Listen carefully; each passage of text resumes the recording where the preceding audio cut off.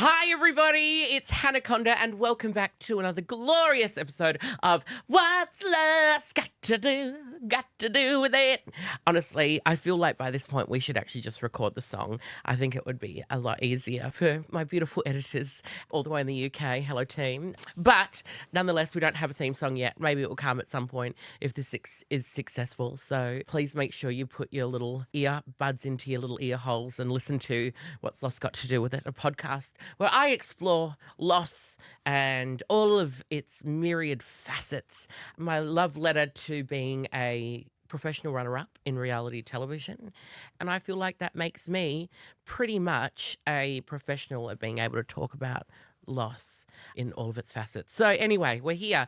It's another week. Things have changed for me since the last time we've caught up. I'm actually now an Entertainer of the Year. I have won an award. Yes! The Sydney Divas happened and I won Entertainer of the Year for 2024, which is glorious. This is it. So proof is in the pudding. I can't win Drag Race, but I can win a Diva Award. I dropped it. And it's glass, so I've already smashed it, which is interesting and quite poignant considering on the Diva Awards it was quite a controversial evening and there was some fracturing of the community. So my award represents the night that was, but I think with all small fractures and chips, they can be repaired, so I have faith that the Sydney drag community will once again come together and find common ground. I think that's what I've learned over my years is that from Australian drag and New Zealand drag, we're very resilient. And when things go a little bit awry and there's a mess, we always come back together, we clean it up. Like when you have like a party and shit gets wild, and there's mess everywhere, we all band together to clean up the mess and we come back and everything is put back together better and more fabulous. So I'm sure that everything is going to get better. But it brings me to what I want to talk about today, and that is opinions. And I look, this is an opinion piece. It's an opinion on opinions. And opinions, as we all know, are like assholes. It's a very common phrase. Opinions are like assholes. Everyone's got them. Some of them stink. Some of them are clean. Some of them are, pristine. Some of them are absolutely, covered in shit. And I just have kind of learned that, we all have opinions on everything. Everyone, it's a human right. It's a natural thing for humans to have opinions on things. And we can discuss them. We can talk about them. Your opinions can change. Your opinions can grow. Your opinions can be swayed. You can have a full 180 and you can turn around an opinion on something that you've had previously, because that's what we're allowed to do as human beings. But I am so sick to fucking death of people forcing their opinions like it's an actual fact. I'm sorry, darling. Your opinion is not a fact. Your opinion is an opinion. A fact is a fact. A fact is a fact because it actually happened. It is something that is real. Your opinion is your idea and your perception of what has occurred. And if you have an opinion on something and the situation doesn't require you to insert your opinion or your idea, sit the fuck down and shut the fuck up, bitch, because we don't need it right now. I think we all need to learn when it's appropriate to share said opinion and when it's okay to lean into something so heavily. And if you're starting to look like an absolute dick, maybe it's time to reassess how you go about sharing your opinions, because it only makes you look like a wanker. And I don't want people to look like wankers. I want everyone to get along. I'm the girl from Mean Girls that's like, I just want sunflowers and rainbows and everyone just get along. That's me. So I'm giving you advice. If you feel like your opinion is not wanted, don't inject it. You don't need to do that. Keep it to yourself. Write it down. Think about it. Put it in a jar and save it and see if it's actually worth anything later on, because maybe it is and that's fine. And then you can share it. But at the time in a heated situation, and there's enough people in the situation to make it a really explosive scenario, maybe that's not the time to get up and say your 2 cents. So sit down and shut the fuck up. So that is my advice to you all, is that, really understand what an opinion is. And also, quickly, side note, if someone disagrees with you and has a different opinion, that's their right. They're allowed to do it. We don't have to get along with them. If everyone was a monolith, how boring would life be? So maybe explore something, because you could find common ground with someone that has a differing opinion of you, and you could make something magical, because there's got to be 2 sides to every coin. everyone. Okay, so that's all I'm saying. That is it for me before I invite my guest in. I'm very, very excited for this one. This is my sister from RuPaul's Drag Race Down Under Season 2. She is an absolute superstar. I won't blow smoke up her ass while she's not here. I want to do it in front of her so I can, bank it and one day go, remember when I said all those nice things about you? Be a good friend, bitch. So I'm going to have a break and we'll be back with my very, very special guest right after this.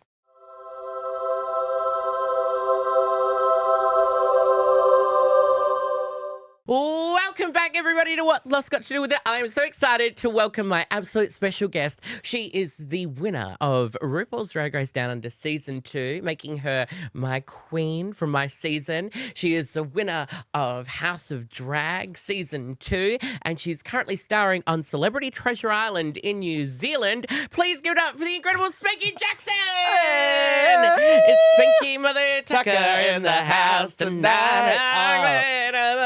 Because I'm gonna win the prize. Oh, Spanky Mother Tucker. Hi, babes. As I live and breathe. How are you? I'm so good. I'm so glad to see you. And it's been, a while since we've been able to sit down and guest bag. It's been a little while. I mean, you've been really busy, obviously. God, UK versus the world. Well, so have you. Traveling the world, doing your lighting thing. fires on an island. I mean... I wouldn't say lighting them, probably putting them out. But no, it's been so good. And I'm so proud of you. You've done so amazing. So it's so good. It's so nice to be here with you. Oh, I'm very honoured. And like I said before, I was like, I just want to tell you that you are one of the most incredible, beautiful, absolutely sensational lights of my life. And I love you to absolute bits. So I love you too, boo. Bank that because if I need a favour. I put it in the savings account. Your savings account must be glorious. No, it's fucking empty at the moment. I know. Drag in New Zealand. Keeping it going. Drag in New Zealand, custom living. How's Palmy going? Yeah, Palmy's good. Like, I'm still living there, obviously. So it's nice to go home. It's nice to leave the craziness and kind of go home back to normality for a little bit. And then... just back to the whānau, back to the... You would have learned the whānau as well. You would have learned the whānau, which means family to everybody out there. It's nice to go home to the whānau and have a shit in your own whare-paku. Yeah. Hey, well done. Whare-paku means toilet. It does. As well. It does. So, and you know why you have to go to the toilet is because sometimes when you're friends, you actually have Kai. well done. I know. I remember. Kai You taught is me all food this. as well. So you taught me all this. This well was done. like, it's always set in my mind all the words that you taught me. I love it. For the multi words. I know. You've just taken that. You've run with that. I love it. I love it. It's nice like when you meet someone from New Zealand and you go, you can add Kia ora. something. Totally. You can add something. It's like when I come to Australia and I'm what like, do you say? Mate. Yeah, mate. you You're right. Literally. I can say that. What's up, C-bomb? Yeah, totally. What's up, C-bomb? What's up, C-bomb? You've been keeping it conservative. You can swear on this. Can I? Yeah, you can great. swear. Fuck the cunts. Yeah. You know what I mean? Yeah, I love the C word. I thought this was a family show. I thought it was for children. To be honest, some of the people that have kids... Some are children, totally. But some of the people that do let their kids listen to me, I'm pretty well aware of I mean, hello. what we do. I think the same thing as well. Yeah, like when you work with kids. Yeah. Well, I work with you kids. worked with kids for a while. What is the response like parents? Like, because I know that controversially now people go, oh, don't let the gays near the children, which we've seen everywhere. Yeah. But you're a shining example of how you can be a very flamboyant and expressive homosexual, comfortable in their own skin, living their best lives, and working with children. Yeah. And what is parents' reactions to when they meet you and they're going, this fag's going to be teaching my children how to swim. Well, they're like, oh my God, that's a fag. No, I think initially, when I first obviously started working with the kids, when I was working at the pool, none of this was kind of public. This was all before House of Drag. This was all before, Drag Race happened. So the kids would clock me after House of Drag, and it happened because I was in the centerfold of a magazine that went out to all the schools. When you say centerfold, what were you wearing? Oh, no, I was in nice clothes, thank God. But it was was there pants? There were no pants. There were no pants. It was the shortest dress ever. But it went to all the schools. So of course the kids came back to work that afternoon and put the magazine on the table and were like, what is this? Yeah. And then they came in and were like, Spanky Jackson. And I was like, oh my God, the jig is up, Yeah. But then, from House of Drag, the response was super great. And I'm also, it's not like I'm teaching the kids in drag. So for me, it was there is a clear separation between this is another part of me and this is another part of me. And you can exist in the same worlds. And of course, like, it's the same thing. It's like, yeah, I totally understand. Like, it's such an oxymoron for me to say that because What did it's you like, call me? no, wow. But you know what I mean? Like, Yeah. it's my drag aesthetic. She is that woman. She's Yeah. the whore from down the street. You know what I mean? And then you get like the other side of me, which is the Blair side, which is like, I am the heartwarming, like, Yeah. great with kids. And so is Spanky. Like, Yeah. but it's also like there's that oxymoron of like people don't think that that's acceptable in society for some reason. But then you look at some of these kids' parents. Oh my God, I know, right? Like- and you think you should have had a license to have Yeah. a child in the first place. Like, I think the same thing. And some of the behavior that I've seen parents have around their children. I know. Like, yet we're the problem? I know. And see, in New Zealand, it's been a really big conversation because we have like an awful person called Brian Tamaki who runs. Fuck you, Brian. Yeah, fuck you, Brian. Runs Destiny's Church. And he's taken a really big issue with drag and children in New Zealand. And I like to remind people as well, it's like, there was actually a recent study done where it was done with like abuse through church, and the highest rates of abuse come from the church. The church, yeah. And there is not one drag queen in that list, No. And so we should be saying to you, keep the fuck away from our children, not us being told to stay away Yes. from our children. Because Yeah. I tell you now, like, I guarantee parents would be more trustworthy with us looking after their kids than you, Mr. Brian. So Well, that's all I have to say about that. Actually, tell you, my Go. grandma, so my dad's mum is very religious. Oh, because this was like you being a priest, Yeah, right? so she was the one that really encouraged me to want to go to like the priesthood, and she took me to church all the time. And then recently, I was just talking to my brother about it because they just had Father's Day. So my parents got together with my grandparents and everything, and they were telling them about this story.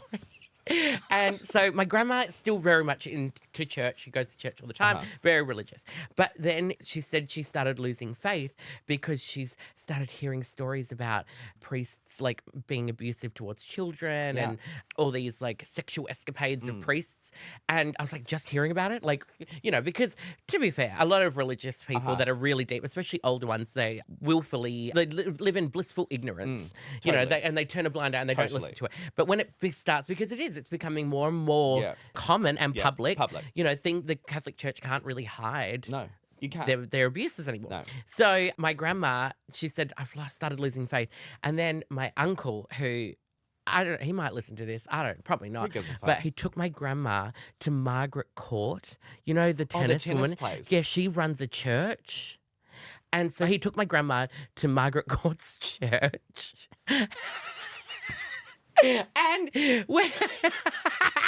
And when she got there, like Margaret was doing like some sermon because like she's a preacher and stuff. Is she? Yeah. And so so my grandma was sitting there listening, and she said, if anyone's got ailments or whatever, come up to the front and I'll give you a blessing. Oh, God. So my grandma gets up, and apparently Margaret touched her, and she went into like the, you've seen they're the like, thing. "What With the demons. And she fell down on the ground, and she's like, I don't know what came over me. And she's like, so now my grandma's like converted to like Margaret Court. No way. Yeah. Because wasn't there that controversy, like, where they were going to name some, like, wasn't Was it it? an No, arena or there is something? an arena named like the Margaret Court Arena. But wasn't there a controversy where they Yeah, were trying because to I get it think they were trying to renamed get. or something? Yeah, I think they wanted to take her name away from but it there was because a of her reason. bigotry. Yeah. And like she went from being this like tennis legend to now like A preacher. yeah, preacher like touching my grandma and making Hell. her go nuts. See, that's So, the thing there for you me. go. Like, that's always the thing that's kind of baffled me with abuse within the church is that for me, like, I have no problem with people of faith. Like, no, me neither. absolutely, And this is not judging my grandma, no, but and there's no judgment here. No We judgment. love everybody. You believe what you want to believe. Speak I on believe it. what I believe, and that's the end of it. And we can coexist. But for me, like, if I was a person that was in the church, this is what I've always found really strange to me, is that because of the sheer amount of stories, wouldn't that start to make you question your faith because these are the people you're following? Yeah. And then that in your own congregation, like this is the priest that's been like, teaching you all of this stuff. But then you blindly are just like, oh, okay, but I continue to believe what this person's told me. Yeah. And that's always just been so baffling to me. Like, and my personal opinion is that, like, religion's free. Like, it doesn't cost you anything to believe anything. Yeah. And if you want to And you believe, do like, you, boo. you do you, boo. Like, God, I'm not hating on you, but it seems that religion seems to hate us with a passion. And I think it's more about the fact that it kind of challenges everything that they believe, is we Yeah. kind of believe the opposite. Yeah. But we also live it in a more authentic way, I think. Yeah, yeah. But you know what my favourite part is, though? There are now parts of the church, less Catholic church, more like Christianity, that are finding like queer people are being welcomed in. Totally. Because I think It it's is- like it is broadening. because you're reading a book that is sometimes being taken out of context. 100%. Things have like time has changed. Like But it's been meant to- like rewritten like what, Yeah. 1,000 times or yeah, and something like that? translated Yeah, in different in ways, different in different languages. 100%. Things are going to get lost. So you know, Absolutely. I think like I mean, you able- get lost in translation quite often. Mama. I'm just lost. Point blank. Lost, Period. point done. blank, period, But period. yeah, it's a fascinating like world of religion. But I think like you know there is room for spirituality, and it should be an individual thing. And I if you agree. find like-minded people, and if that's in a church or whatever, like amazing. Yeah, I but I agree. just don't feel like it needs to be. Yeah, like I don't think it needs to take away from anyone else. Well, Spanky. Yes. Now that you're here, what's loss got to do with it has come about because, you know, being a professional runner-up and, you know, going through 32 years of life and going through a myriad of different things, loss is something that comes in so many different ways. Like, you know, I've Totally. lost keys, I've lost my favourite toy, I've Yeah. lost, you know, lost relatives, lost this, lost that. And I like to, you know, explore with people. It can be anything. Okay. What is a story of something that you have lost in your life that has had an effect on you? Oh, It can be multiple things. When I had Vanity here, she talked about like, well, she had a list of 6 things, I can imagine. and we went through all 6. I think for me, like, and people probably wouldn't see this side of me either, but I think that there was a period of time, like, kind of going through the Drag Race Factory, that you kind of lose a little bit of yourself Yeah, in the process. And I don't think people kind of register that on the outside, the fans or people that support us, and is that you do go through like a bit of a journey. yeah, And of course, I think for me, like, I only figured this out recently, to be fair, but like, I don't know if it was the same for you, but when I first started drag, I started drag because, like, you know, I was not perceived to be the attractive, you know, I was tall and gangly and fucking, you know, skinny as a rake, not like, what happened? well, just, I know, right? I fucking ate KFC. Yeah, die, bitch. That'll teach you. Karma. Yeah, that'll teach you, bitch. Karma. But like, I started drag, I think, because it kind of, I was always quite an effeminate person, or as you know. But it was like the place that the freaks that felt weird. In accepted. our time, this was before that. Yeah. You know, before Drag Race existed, Yeah. before it was this mainstream thing, and it was underground. Like, it kind of Yeah. was. Yeah. And so you found that place where, for me, it was more like I would go and see like clothes and shops and things like that. And if you look at a men's section and a girls section, Yeah. the color codes are completely Chalk different. and cheese. It's like khaki, brown, whatever. And I always wanted to wear the girls' clothes because they were sequins or colored or sparkly. And I Yeah. was like, oh my God, I just want to wear those clothes. And I was always really flamboyant with my boy clothes. Went through that process. And then, of course, I found drag and like found my drag mother and started doing, you know, performing. And it like just was that culmination of kind of everything. Like I was into musical theater and it just added, you know, costumes and lights and feathers. And, you know, like I always worked around the showgirls and stuff like that. And I was like, why can't I have a fucking feather harness? You know what I mean?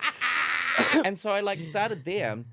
And then, of course, like I lived my whole, basically my 20s, more so as a woman, I suppose. Yeah, Because I in was drag. always in drag. Yeah. Always. Especially when you always. start, like. Oh, and you it's- love it. oh, You're yeah. just, you're And you wanna feeling be in the it fantasy. all the time. And Never want to go out. 100 Not in drag. Never. Always Never went out as a in boy. drag. Never Yeah. went out as a boy. And the other thing I loved too was the anonymity that I had. I could go out and be known by everybody as a woman, but I could go out as a boy and not one person would say hello to me. Oh, people Wouldn't that you've say known boo. for years, 100%. but they'd only know you in drag. Totally. And you go up and go, hi, and they go, who are you? Totally. Or my favorite was those cunts who would come up to you and then they'd be like, oh, why aren't you in drag tonight? Yeah. What? Oh, yeah. You look so much better you in look drag. so much better in drag. And it was comments like that that used to Always. fuck with my head, right? Yeah. And so when I moved home from like living in Australia for, 12 years, and then Dad got sick and I moved home and like I stopped drag before House of Drag or for Drag Race. And what I discovered was that I found the man in me by going back to discover the boy that grew up in Fielding. Yeah. Because I was back in my parents' house, I was back in my hometown, I was in the same environment. Yeah. And of course, that 12 years is a long time to be away. Yeah. And so I'd kind of I think a lot of drag queens kind of go to a point, especially when you're younger. You're like, oh, I could turn trans. Yeah, like, you could. I could have quite easily had lived. If Yeah. I've always said, if I had 2 lives, I'd do it tomorrow. Yeah. I think completely differently about it now, and Okay. like I'm about to turn 40, so it's like completely different. But then, of course, like you go through that period of like I started to discover the boy, but not only that, I grew into the man that I always never felt like in my 20s. Yeah, that's interesting. So then, of course, like Because you start accepting and acknowledging the masculinity of us totally, because we've got an outlet for the femininity. yeah, And realize it's they the can balance. coexist. The balance, Yeah. exactly. And Yeah. see, when you're in your 20s, the balance was so off. Yeah. It was too off. Yeah.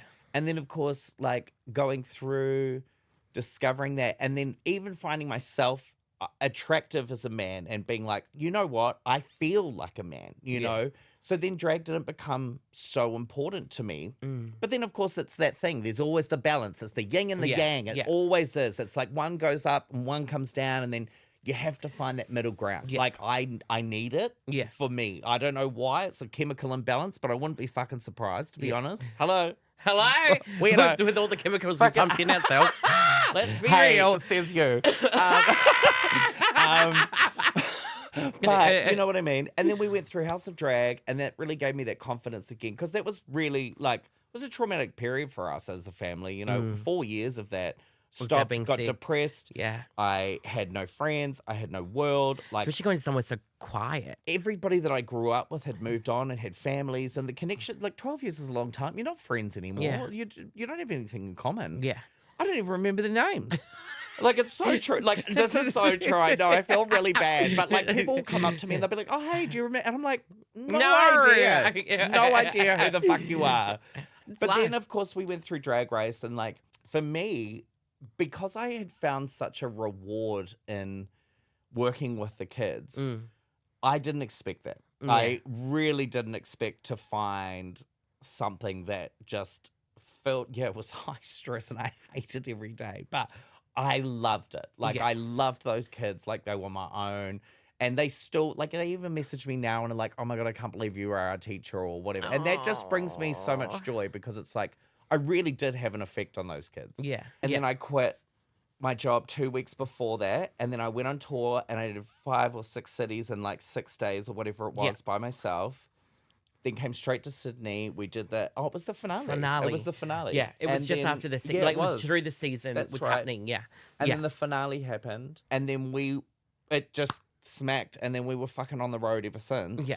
And then I started to get to a point where I was like, not with us. Like, when we traveled as a group, like, we've always had such a good time, and there was always people with us that understood what we were kind of going through. But it's those solo moments. Yeah. The When you have to pick yourself up, you are tired, you're exhausted, and then the expectation, you got the fandom on top of it. Because I found it interesting externally watching you is because of how the show created you as almost this like Mother Teresa type, Yeah. which is like the caring, which is Yeah. a facet of you Yeah. for sure. And that's something that comes naturally to you. Yeah. But then people, when they didn't Oh my receive that God, because totally. you're being a human being and Totally. having a moment. Yeah. When they don't receive the Yeah. come into my loving arms and Yeah. let me hold you, they get shitty. Yeah. But that's like because the show creates us as these like sort of one-dimensional beings. Totally. And then in that touring period where I'm by myself, that's when I started to fucking hate it. Like, I hated it. Like, I was starting to hate myself. What I'd found was the man in me. Yeah.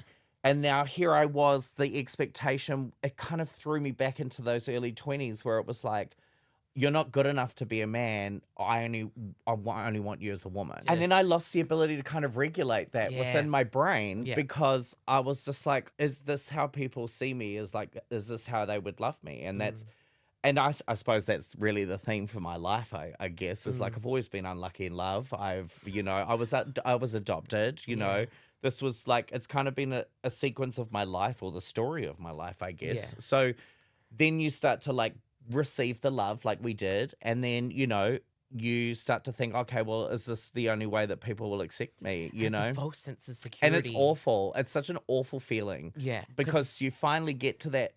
I did so much kind of work, I guess, or growth to get to that place, to feel the man, to feel my own masculinity, to own it, to then like be thrust into this. But I don't want it to sound like I'm fucking ungrateful because I'm totally not. I'm super grateful. But there is a line. There's a man and a woman.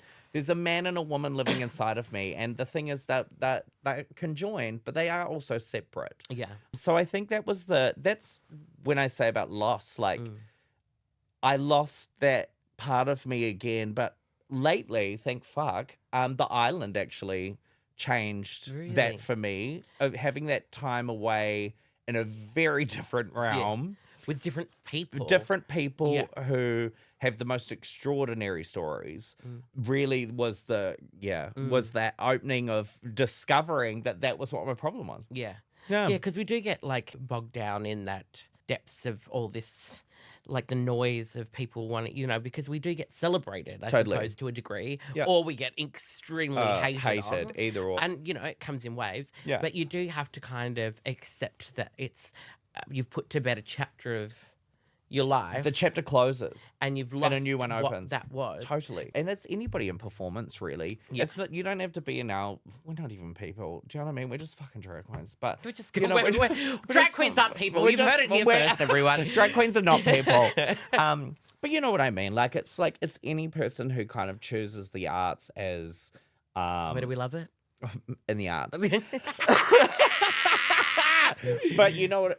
It's anybody who lives that traveling life. It's super hard, and then you have to like I say, I haven't found love. Like I'd love to find a relationship, but it's also I'm not in a place to be able to give them the full commitment that it's a necessity of building those relationships, and it's not fair to them either. And I get it. So it just kind of puts you in that weird. You need to have space. a lover in each port.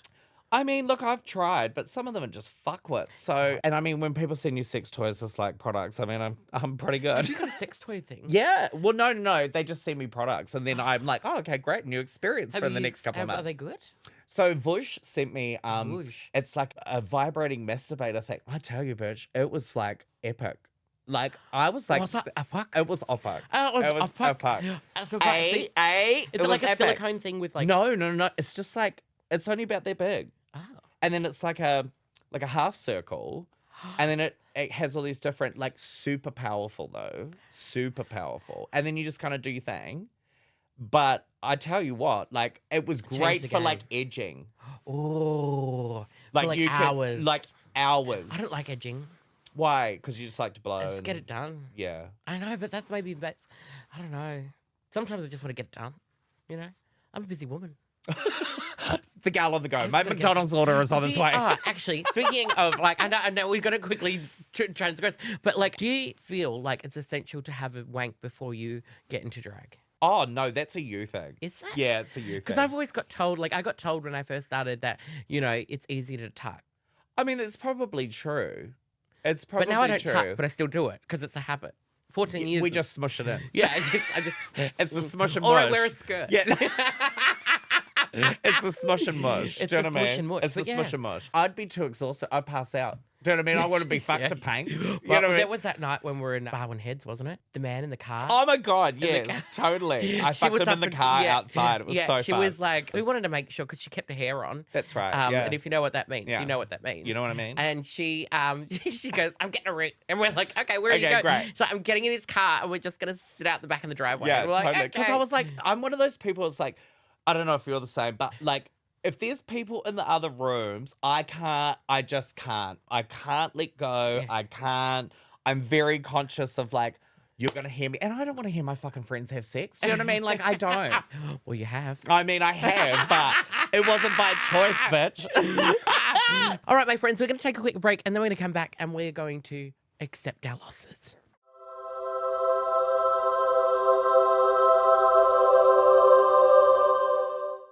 Everybody to What's Lost Got to Do With It. I am still here with my gorgeous sister Spanky Mother Tucker in the house tonight. I love that they changed it from Spanky Motherfucker to Spanky Mother Tucker. the I PG mean, that was version. really It's like more Michelle. palatable, Like like- she was like, no, think of the children, and I was like, fuck the children. You know I what I mean? believe Like, the children are the future. no, fuck the children. But Like when I you- actually don't mind it. No, I like it's it. It stuck works. now. Yeah. It's stuck. It's, You can't get rid of it. People do that to me all the Yeah. time. Hey, Spanky mother tucker. Spanky, no, it's Spanky mother tucker. in It the doesn't house matter and where we go. That was so catchy. It's so catchy. All of ours are catchy. Yeah, we're like little hands in the room. I love it.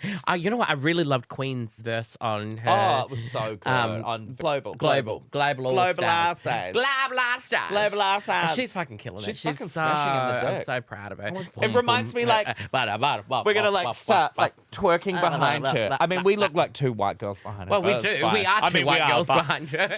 She brings all the rhythm and the flavor, Did and you we're notice just when back you here watched with it? our Did you fucking see salt some and of the pepper. choreography that we've done? Oh my god, I cracked was up the most. dying. I cracked up the most. I was like, dying. Yeah. the arm.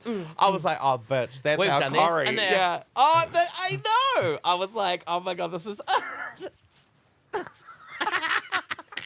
Oh my god, that For was those so of you my listening, favorite. I'm sorry we were dancing. Yeah, we were dancing. I forget that because we're being filmed and we're also talking. Yeah. So I forget that you can't always see. I know. You can't see with You your can ears. just hear taffeta. You can put that in my book. I think I'm going to write a book. Okay, of good. wisdom. What's it going to be called? Oh, wisdom. Wisdom books. Oh, a God. book of my wise quotes. Like, laughter is the same in every language. Genius. That's deep. That That's is deep. deep. That's almost as deep And as now fisting. I'm going to go. You know. You can't see with your ears.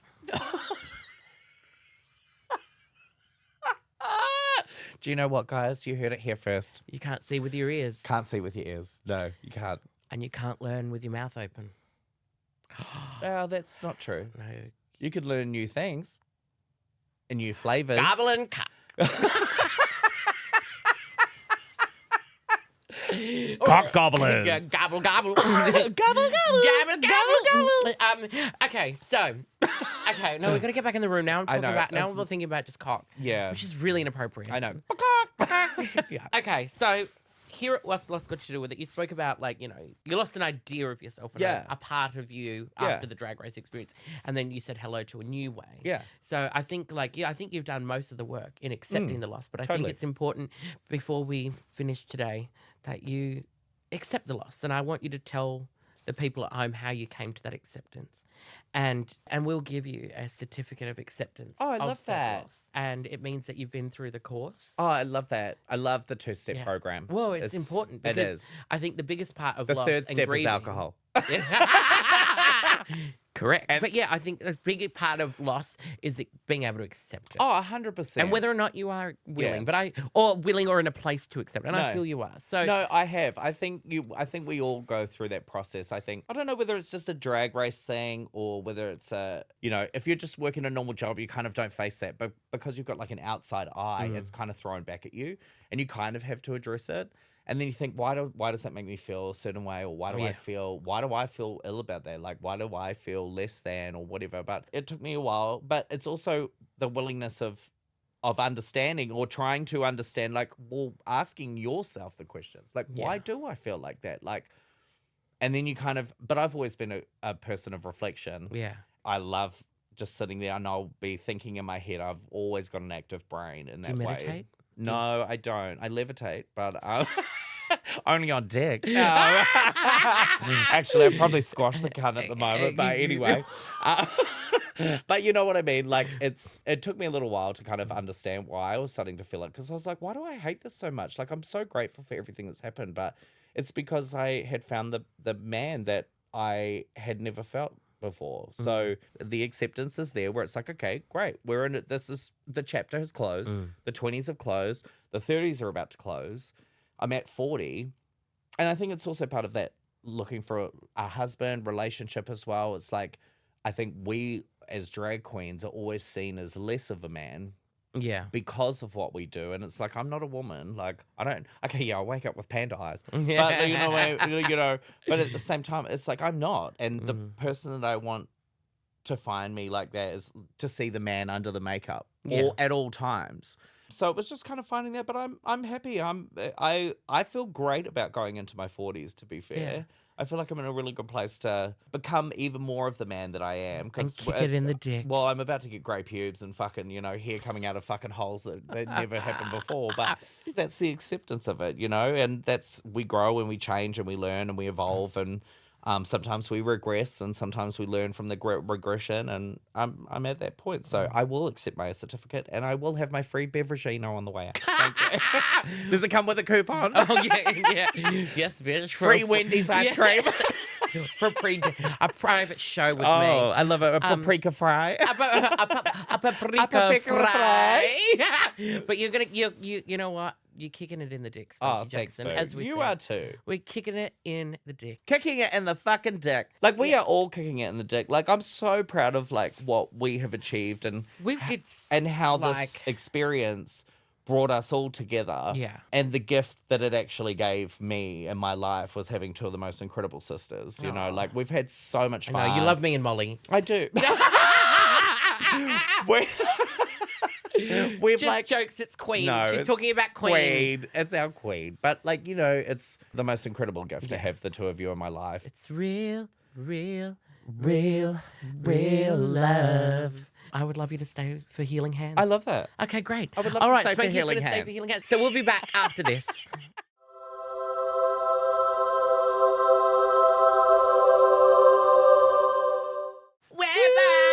Welcome back, everyone. It's time for Healing Hands, a segment in which I go onto Instagram. I say, would you like advice? Post it in this box. And they send in some, things that they want advice on. Great. And I use my best healing hands because I've done my certificate one in Reiki.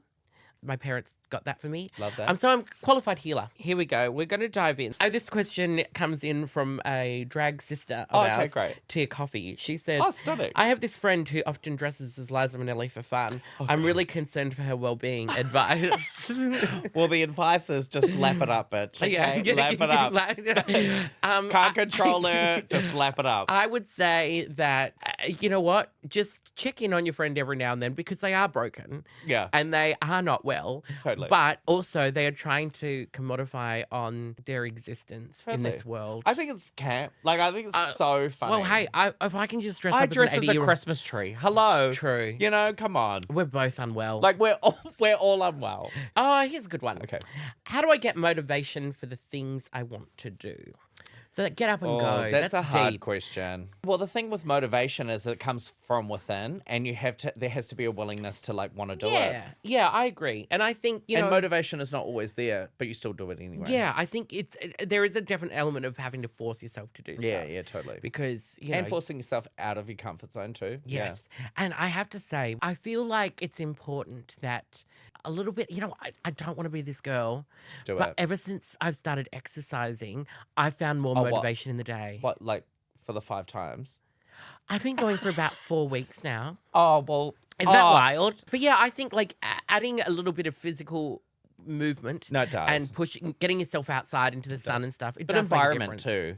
too. You know, it's like clean your house. Oh, yes. Like, this is such a simple one I say to people. It's like, I often think that your environment affects your life and your mood. If your house is messy, and there's nothing wrong with being a messy person, but it can be controlled chaos. You know what I mean? Like, there are people who live like that. Yeah.